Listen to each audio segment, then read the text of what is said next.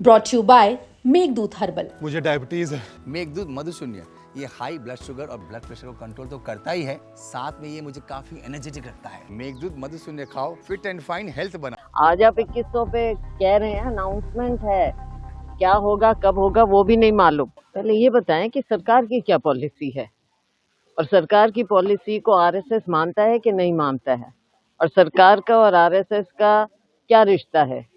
माननीय प्रधानमंत्री जी ने लाल किले से आरएसएस के बारे में बोला, बहुत कुछ बोला, थोड़ी बात अजीब सी जरूर लगी, लेकिन इनका क्या आपस में क्या तालमेल है।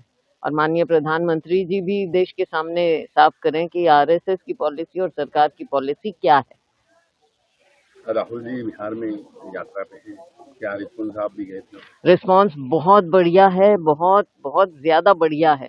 लोगों में जो हमने उत्साह देखा, खुद व्यक्तिगत रूप से राहुल जी के प्रति, हमारे महागठबंधन के प्रति, और भाजपा और जो वर्तमान सरकार वहां पर है नीतीश जी की, उसके खिलाफ एक माहौल पैदा हो गया है। और राहुल जी की बात पर लोगों को जिस तरह से विश्वास और उत्साह उठता है वो हमें साफ नजर आया वहां पर, और हमें पूरा विश्वास है कि इस बार बिहार में आप बदलाव देखेंगे और हमारे महागठबंधन की सरकार वहां पर बनेगी।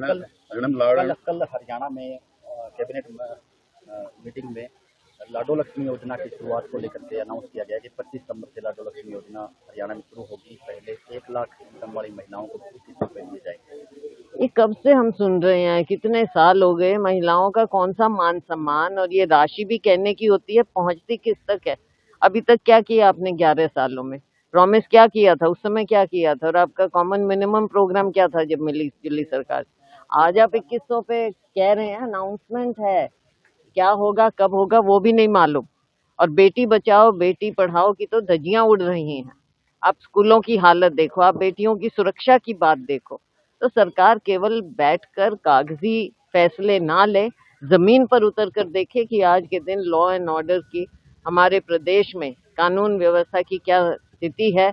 और बिल्कुल सब कुछ चरमरा चुका है, शासन प्रशासन नाम की कोई चीज बची नहीं है हमारे प्रदेश में। आपने नशे की बात कही, लेकिन सिरसा में नशा मुक्त गाँव में भी नशे से युवाओं की मौत हो रही है। पिछले दिनों प्रशासन लोड करने के लिए भी आए थे कि हर जो है व्यक्ति को। देखो, मैंने पहले भी कहा कि ये केवल एक हिस्सा होता है अवेयरनेस, और ये प्रशासन का काम है। एनजीओज भी करते हैं, बहुत लोग करते हैं, ये केवल एक हिस्सा है। लेकिन जहां पर शासन की और प्रशासन की सख्त नजर होनी चाहिए और एक्शन होना चाहिए, वहां एक्शन क्यों नहीं दिख रहा है। जैसा आपने कहा, मैं भी देखती हूँ मीडिया के माध्यम से, और हमारे लोग भी हमको बताते हैं कि जी ये कह तो रहे हैं, लेकिन हमारे गांव में आके तो देखो कैसे बिक रहा है। और सिर्फ जो नशा कर रहे हैं उनको पकड़ने का क्या मायने रह जाता है, जो सोर्स है वहां तक क्यों नहीं पहुंच रही है सरकार। तो ये इच्छा शक्ति की भी बात है, सख्ती की भी बात है, दोनों चीजें हैं, और दोनों में सरकार फेल होती है। केवल इवेंट्स करने से कुछ नहीं होगा। पिछले दिनों महिलाएं भी आकर के एसपी ऑफिस के सामने रोने लगी कि एक अकेले फिराज गांव में 15 से 20 युवाओं की मौत हो चुकी है, कि पुलिस है नशा रोके, बल्कि जो है कार्यक्रम है वो। तो इसका मतलब सरकार ने, प्रशासन ने आंख मीच रखी है, उनको मालूम ही नहीं है कि क्या हो रहा है। अगर उनको मालूम ही नहीं है तो फिर कैसे रक्षा कैसे होगी, और ये बच्चे कैसे बचेंगे। परिवार बर्बादी के कागार पर खड़े हैं, बर्बादी से कैसे बचेगा हमारा समाज अगर सरकार और प्रशासन आंख मीच कर बैठे और सिर्फ ये दिखाए कि इवेंट करने से सब कुछ ठीक हो जाएगा। तो ऐसा तो नहीं दिख रहा है, साफ दिख रहा है। लोकसभा में गूंजेगा मैडम ये मुद्दा, सिरसा में जो नशे को लेकर के? देखो, ये हमने पहले भी उठाई है, आगे लोकसभा का सेशन होगा उसमें प्रयास करेंगे, लेकिन लोकसभा में आप देखते हैं कि मौके मिलते कहाँ हैं वहां पर बात करने के। ध्यानचंद जी के बारे में क्या कहेंगे?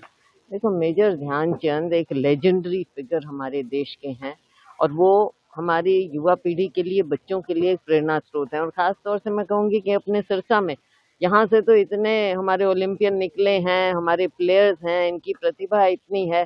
तो यहाँ से बच्चे खास तौर से मेजर ध्यानचंद को याद रखते हुए, उनको आइकॉन समझते हुए, हमारे यहाँ जिले में भी बहुत आइकॉन्स हैं।